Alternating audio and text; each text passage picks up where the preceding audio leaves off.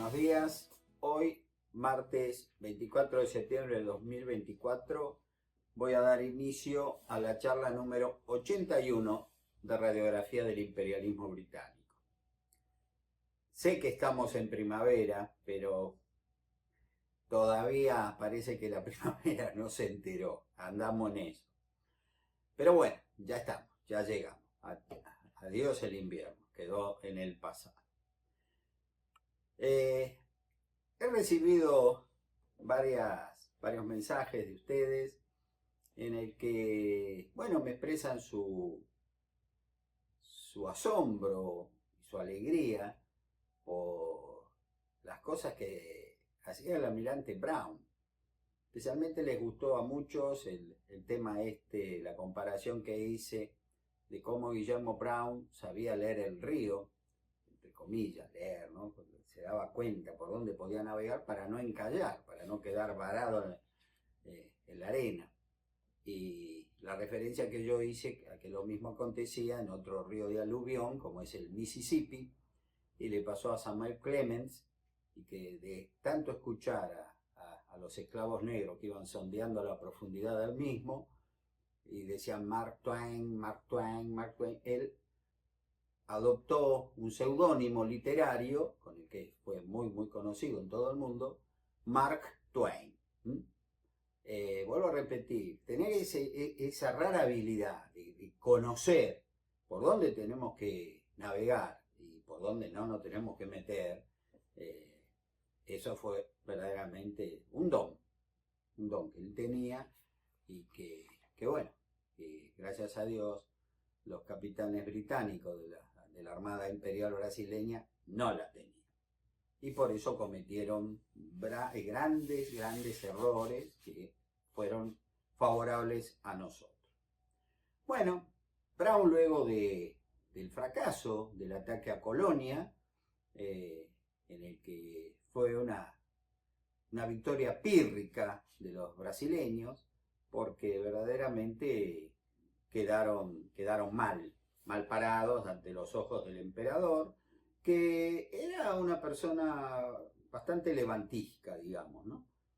Bueno, quizá tenía razón, les pagaba jugosos sueldos a esas tripulaciones mercenarias y él quería resultados, y los resultados no se estaban dando. Y para peor, de pronto descubren a un hombre, que era el coronel de marina Guillermo Brown, que los asombraba y le tenían temor. Y como para que le tuvieran un poquitito más de temor, Brown planeaba cosas absolutamente inesperadas, pseudo insólitas.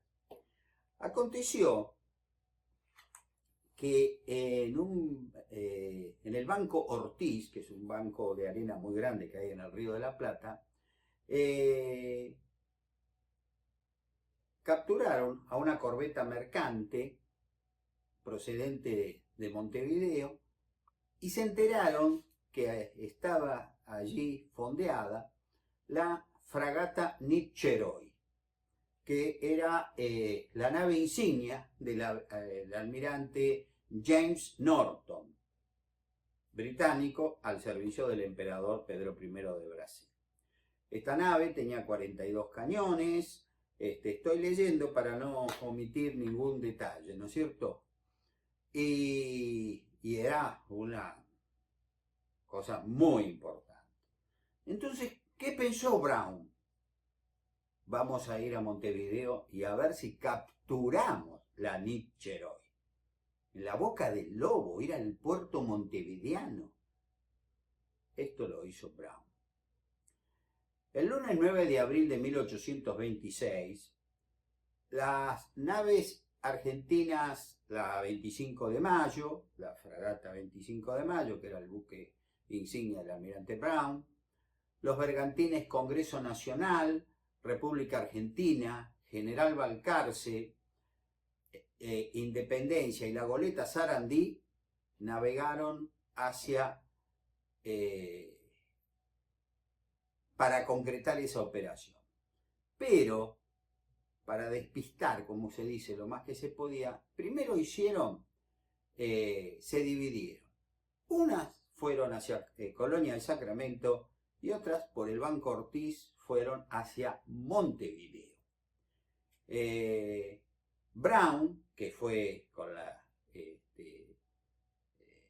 25 de mayo rumbo a la capital oriental, en el Banco Ortiz, donde habían capturado ese barco mercante, capturan a la goleta Isabela María, una pequeña nave de 5 cañones, pero lo importante de esa captura era que la tripulación le confirmó que estaba fondeado la Nítcheroi en el puerto de Montevideo, pero le dio precisas coordenadas, digamos, está en tal lugar, usted entra al puerto, papá, entienden el dato justo. Entonces, Brown convocó a una junta de guerra, ahí en la 25 de mayo, y dijo que los brasileños no tenían noticia de su salida, y que debían dar un golpe de mano sobre Montevideo, con el fin de apresar la fragata Nítcheroi, surta en esas aguas, cual se comprobó en el serio reconocimiento del 11 de este mes, operación que compensaría con ventajas las fatigas y azares del crucero. O sea, le dijo a los otros capitanes, vamos a ir por la Nítcheroi. Me imagino que más de uno se habrá mirado y bueno, vamos. No sé si todos estaban muy contentos de ir, porque, vuelvo a repetir, era meterse en la boca del lobo. Si algo salía mal y quedaban como en un embudo, sin poder salir, y bueno, iban a tener que pelear hasta morir o rendirse, no les quedaba otra. El plan, por supuesto, fue respaldado por todos los capitanes, porque el entusiasmo y el valor de Brown era contagioso. Entonces todos con entusiasmo brindaron por el triunfo con una copa de vino Madeira, que era el preferido de Guillermo Brown, y se convino que el santo y seña para ocupar la nave iba a ser Santa María. O sea, cuando llegaran los botes a capturar de noche la Nítcheroi, ¿cómo se iban a identificar los distintos grupos? Porque todos iban, uno gritaba, el otro respondía, Santa María, Santa María. Esa era la contraseña. En la mañana del martes 11 de abril, la 25 de mayo, ingresó al puerto de Montevideo enarbolando la bandera francesa, resultando sencillo disfrazarse, y pasó muy cerca de la fragata británica HMS Doris. HMS es Her Majesty's Service, al servicio de su majestad británica. La fragata se llamaba Doris, que estaba siendo reparadas en agua del puerto. Y vio entrar un buque con bandera francesa, a nadie le llamó la atención. Quiero decir que esto de cambiar de banderas era algo que usaban todos, absolutamente todos los marinos de esa época, para obtener ventajas. Si no, Brown jamás podría haber entrado con enarbolando la bandera argentina al puerto de Montevideo ocupado por los brasileños. Olvídense. Esto hizo que pudo entrar, pero no pudo impedir que una pequeña embarcación se diera cuenta que era la 25 de mayo. Y de inmediato enarboló la bandera roja. Peligro, nos están atacando. Yo creo que la idea de Brown, por la planificación que habían hecho, era llegar, fondear, hacer tiempo, y cuando fuera la noche atacar la Nítcheroi. Pero al ser descubiertos, enseguida convergieron sobre la 25 de mayo varios buques brasileños, que por supuesto maniobraban con cierto cuidado, primero porque el puerto no era tan grande, había muchos buques, y tampoco era cuestión de empezar una guerra. Por ejemplo, vamos a poner que hundieran a esta fragata Doris de los británicos, ¿no? Que había que andar con cuidado. Pero fue cercada la 25 de mayo por las goletas brasileñas Conceição, Itaparica y la goleta María Teresa. Presuroso, Brown logra salir de la bahía de Montevideo y le hace señas a los buques argentinos que lo estaban esperando afuera para que lo siguieran, ¿no? Y poniendo rumbo al sur, y para suerte de Brown, los brasileños salieron a perseguirlo, encabezados por la fragata Nícheroy, la que él había querido capturar. Y se enfrentaron a unas 6 millas de Montevideo. Se desarrolló un breve combate naval que duró unas 3 horas aproximadamente, que finalizó cuando nuestra flota, que no pudo lograr su objetivo de capturar a Nícheroy, se retiró porque había llegado la noche, ¿no es cierto?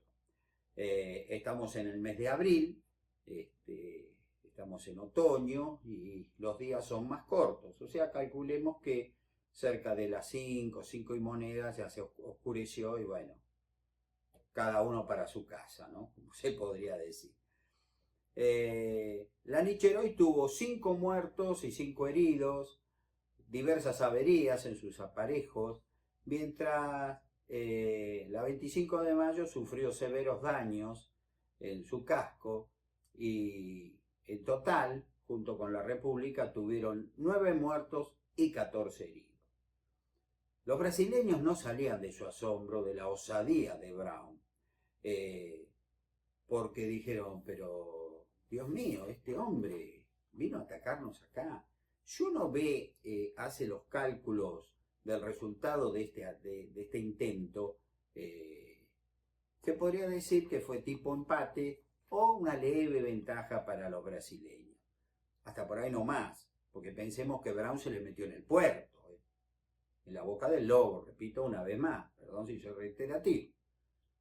Entonces, lo que Brown va a ganar con ese intento fallido de captura de la Nícheroy fue ya así, quedar fundado que están frente a un verdadero demonio.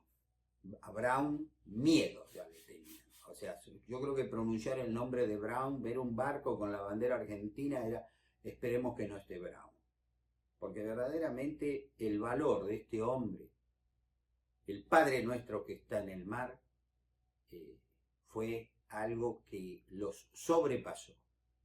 Y no nos olvidemos, por otra parte, que estas tripulaciones, la mayoría de ellos eran mercenarios británicos, peleaban por una paga, que era muy buena, pero en definitiva ellos no luchaban por su patria, que eso tiene un condimento muy diferente.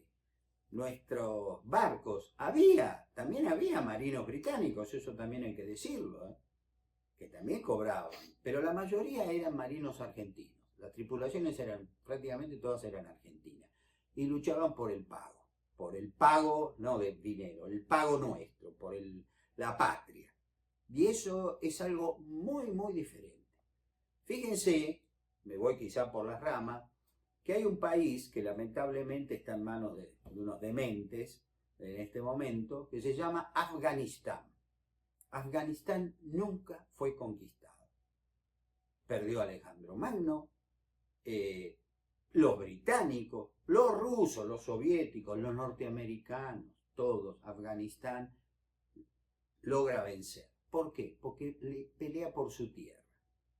O sea, no es lo mismo ser un mercenario, que yo peleo por un dinero, y si se acaba el dinero no peleo más, que pelear por mi patria. ¿Entienden? Esa era fundamentalmente la gran diferencia. Y si a eso le sumamos que estamos comandados por un hombre con un valor a toda prueba, con un conocimiento del río impresionante y una audacia tremenda, y bueno, por supuesto que nosotros decíamos, como si fuéramos los marinos de Brown, vamos hasta el infierno. Sí, y así era. Las naves brasileñas, las tripulaciones británicas y los brasileños en esas naves no sentían lo mismo. sabían que estaban comandados los marinos por hombres que cobraban nada más, que lo único que les interesa era el dinero, y que a la primera de cambio, si la cosa se ponía difícil, se van a retirar. Brown, cuando la cosa se ponía difícil, atacaba. Pequeña, gran diferencia. Bueno. El miércoles 12 de abril de 1826, Brown, con su escuadra, que había burlado el bloqueo, de paso, perdón, me había olvidado, regresa a Buenos Aires y reúne a sus capitanes y le dice su nueva idea. Bueno, fracasamos, lamentablemente, nos identificaron cuando entramos a Montevideo y no pudimos capturar la Nítscheroy, la fragata Nítscheroy. Bueno, señores, yo ahora les propongo capturar la fragata Emperatriz. Bueno, imagínense, yo pienso en este momento, perdón que me sonría, el estupor de los capitanes, pero venimos de fracasar, ¿no? Lo logramos, y usted ya está planea, sí, por eso no nos van a esperar, por supuesto que no los esperaban. Entonces prepara la nueva flota, por supuesto la 25 de mayo, la República Argentina, la Independencia, el General Balcarce, el Río de la Plata, el Congreso Nacional y la pequeña Sarandí. Todos juntos, ¿no? Salieron paralelo al río por el Canal del Sur, pasaron acá frente a Quilmes y siguieron, burlando nuevamente al bloqueo. El bloqueo, ¿se acuerdan que cuando lo montaron los brasileños, hubo un almirante, Lobo, que dijo, ni un pájaro va a poder cruzarlo? Bueno, no sé si los pájaros, pero Brown lo cruzaba cuando querían, eso sí, seguro.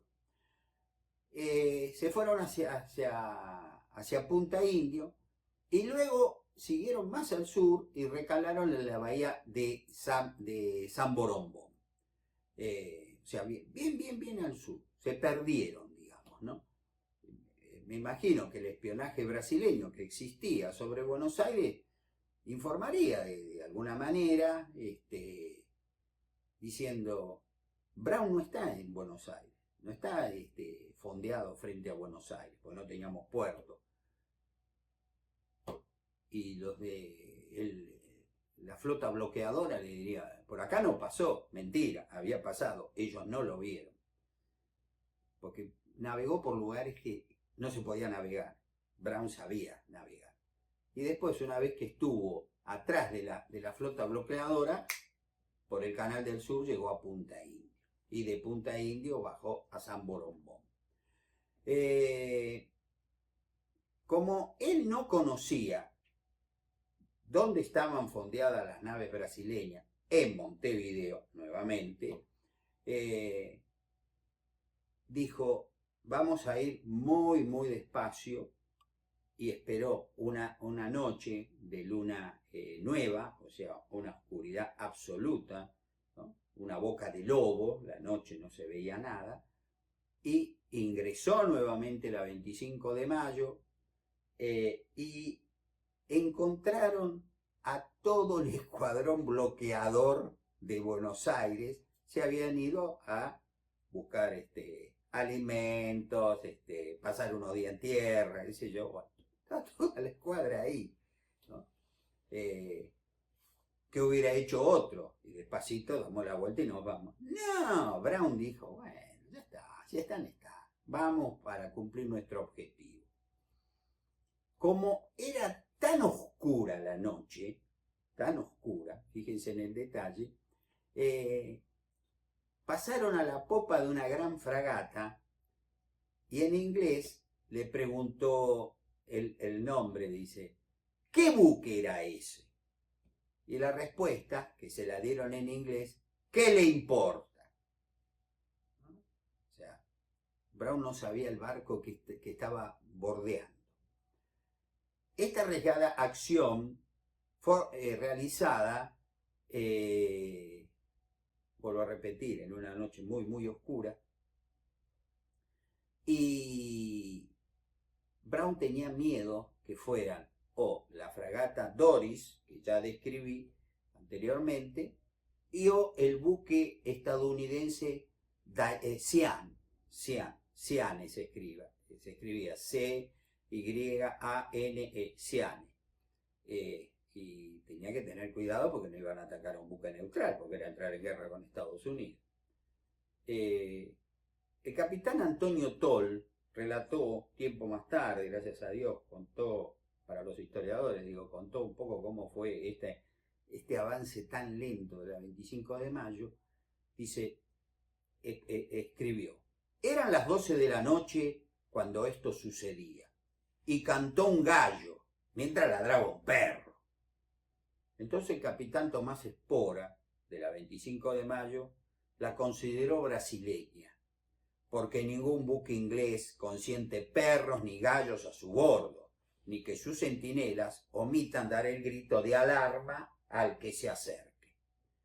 Pese a ello, Brown insistió nuevamente en preguntar el nombre, y al no obtener respuesta, quedó convencido que era un buque brasileño. ¿Qué buque brasileño era ese? La fragata Emperatriz, la presa que ellos fueron a buscar y, si es posible, a capturar. Quiero decirle que esta fragata no era una cosa pequeña, tenía 52 cañones, llevaba una tripulación de 400 hombres y ocupaba el lugar donde estaba fondeado que anteriormente había ocupado la fragata inglesa Doris. Por eso era la confusión, que no sabían, era tan de noche que ¿no? Entonces navegó la 25 de mayo por la aleta de babor y le disparan una andanada a la Emperatriz, la que fue tan certera que le impidió navegar, pudiendo solo responder con sus cañones de A-18, como se los denominaba en su época, de su cubierta y con fuego de fusilería. Empieza un combate ahí adentro, ataca la 25 de mayo, sigue atacando a la Emperatriz y se le une al combate la República. Cuando Brown apoyó el baupré sobre la banda de la Emperatriz, se interpuso la Independencia sin querer cuando la iban a abordar, y entonces se abortó el ataque, obligando a separarse y apoyar con toda su escuadra por haber quedado ligeramente en peligro. La Emperatriz sufrió grandes daños, por los grandes impactos recibidos en el ataque, especialmente en su popa y arboladura. Le destruyeron, le quemaron un montón de velas, ¿no es cierto?, que ardieron como si fueran, papel. Las otras naves brasileñas, botes, todo, fíjese la hora que era, salieron en su ayuda, y por eso, protegido por el bergantín Independencia, la fragata 25 de mayo se retiró, sufriendo en la Independencia bastantes averías. Nuevamente fracasa la captura, ante la Nítscheroy, ahora la Emperatriz. Pero vuelvo a repetir, los brasileños ya no entendían nada. Los brasileños, los británicos al servicio de los brasileños. ¿Por qué? Pero prácticamente en cuestión de días atacó 2 veces Montevideo con intención de capturar 2 fragatas, la Nítscheroy y la Emperatriz. Cuando la noticia le llega al emperador, me imagino que Pedriño se habrá enojado mucho. ¿Y qué hizo Pedriño? Y bueno, dijo: no puede ser, el dinero que estamos gastando. Elogió el valor de Brown y criticó ácidamente al almirante José Rodrigo Ferreira Lobo, que ni siquiera, lo acusó así el emperador, ni siquiera hizo que perseguía a Brown. No, se quedó en el puerto este hombre, diciendo: no, si salgo, en una de esas la que me espera. Una cosa así, era miedo, verdaderamente le tenían miedo. Entonces, terriblemente molesto, terriblemente enojado, lo saca a Lobo, el que dijo que ni un pájaro iba a cruzar el bloqueo, y lo cambia por el almirante Rodrigo Pinto Guedes, ¿no? Que para levantar la moral de los marinos, le dio el nombre, ¿no? Acá tengo, comandante de las fuerzas navales brasileñas en operaciones en el Río de la Plata, vulgarmente conocida como Escuadra del Sur. Les recuerdo, mis queridos amigos, que Brasil, el Imperio de Brasil, tenía 74 naves de guerra con 650 cañones. Nosotros teníamos, con suerte, nave más, nave menos, unas 10, 15 naves. La diferencia es abismal, ¿sí? Pero claro, teníamos a Brown. Ellos no lo tenían. Pinto Guedes, el nuevo comandante naval del Río de la Plata, pretendió ser más agresivo que Brown, ¿no es cierto?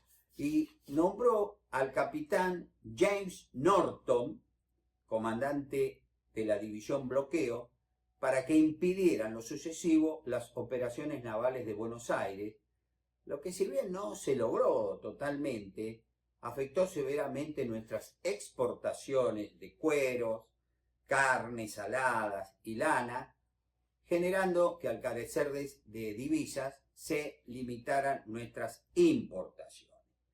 ¿Quién va a beneficiarse de este estrangulamiento naval? Yo sé que ya saben la respuesta. Los británicos, porque ellos sí cruzaban el bloqueo, nada más mostrando en su popa su bandera. Nosotros somos una nave de Su Majestad Británica o somos una nave mercante británica. Llegaban al fondeadero de Buenos Aires, cargaban la carne salada, los cueros, la lana, pero lógicamente, aprovechándose de nuestra situación tan delicada, si por un cuero nos tenían que pagar un peso, por el mismo cuero ahora nos iban a pagar 10 centavos. Porque se lo vendíamos a ellos o a sus primos hermanos, los estadounidenses, que nos iban a pagar lo mismo, o no se lo vendíamos a nadie. Y las cosas que nosotros necesitábamos para sobrevivir, porque ningún país es autosuficiente, es exportaciones e importaciones. Por supuesto, supongamos que ellos nos vendían aceite de oliva, 1 litro de aceite de oliva antes de la guerra contra Brasil valía, por decir, estoy poniendo ejemplos nada más, ¿no? 2 pesos. Pues ahora valía 10 pesos. Ya está. La guerra la gano yo, era la mentalidad británica, ¿no es cierto? Estábamos luchando en una guerra a favor de ellos, como luego ustedes lo van a ver, nos estábamos desangrando entre Brasil y la República Argentina, pero los verdaderos vencedores eran ellos, no le quepa ninguna duda.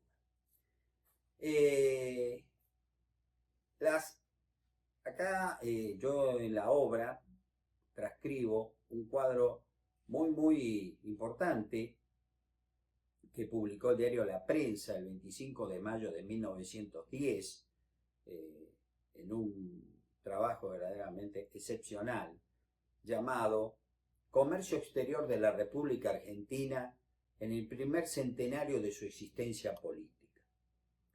Y bueno, aquí en este cuadro tan bien hecho, que yo he logrado corroborar por otros lados, en otros libros, en otros escritos, se habla, por ejemplo, antes de la guerra y durante la guerra. Por ejemplo, en 1822 nosotros importábamos mercadería a los británicos por 981.047 libras esterlinas. al iniciar la guerra, 849.920. Disminuye un poco. No le voy a leer todo el cuadro porque es muy largo. Pero fíjense, por ejemplo, ahí lo van a notar, en el último año, antes de iniciarse la guerra, nuestras importaciones de mercadería británica llegó a 1824 a 1.141.926 libras esterlinas. 4 años más tarde, al terminar ya la guerra contra Brasil, solo habíamos logrado importar 312.386 libras esterlinas, prácticamente un tercio. ¿Por qué? Porque no teníamos dinero con qué comprar, nada. La pobreza que había en Buenos Aires, en todo el país, era impresionante. Y así todos estábamos sosteniendo una guerra, estábamos ganando una guerra frente al poderoso imperio del Brasil.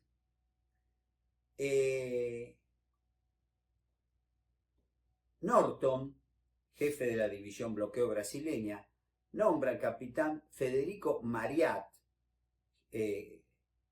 comandante de la segunda división naval brasileña, que tenía su asiento en Colonia del Sacramento. Y como jefe de la tercera división, ¿no?, nombró al capitán Jacinto Roque Sena Pereira para cortar desde el río Uruguay la línea de abastecimiento a nuestras fuerzas terrestres que combatían en el sur del Brasil. Esa fuerza, la que operaba sobre el río Uruguay, debía promover la separación de las provincias del litoral. Es decir, que se retornaba, espero que se acuerden, al plan elevado por el marqués de Barbacena en 1825 al emperador Pedro I de Brasil, que era que la Mesopotamia argentina fuera secesionada de nuestro país. Ese era el verdadero territorio que Brasil debía dominar, eso y la banda oriental. Se alistó una escuadra para operar sobre, y ahí, se comienza a planear un ataque que yo lo voy a explicar, no sé si en la próxima charla, pero pronto, si no es en la próxima va a ser en la otra, el ataque a Carmen de Patagones, que fue una victoria increíble, obtenida por un grupo de hombres y mujeres muy valientes, solos, absolutamente solos, pero que con gran patriotismo lograron vencer a una expedición, a una invasión tremenda. Más de eso no les cuento. Pero les aseguro que he tenido la fortuna de ir 2 veces a esa hermosa ciudad, la ciudad más austral de la provincia de Buenos Aires, Carmen de Patagones, y enfrente Viedma, la capital de la provincia de Río Negro, divididas, aunque prácticamente serían como una sola ciudad, un solo núcleo poblacional por el Río Negro. Es de una belleza, es de una calidez esa zona que sinceramente, mis queridos amigos, si no la conocen, dense una vueltita. Permítanme ese lujo. Es precioso. Especialmente el balneario El Cóndor, que está en la provincia de Río Negro. Es una belleza. Honestamente, es una belleza. Pero más no les quiero contar, no me quiero anticipar. ¿Qué hizo Guillermo Brown?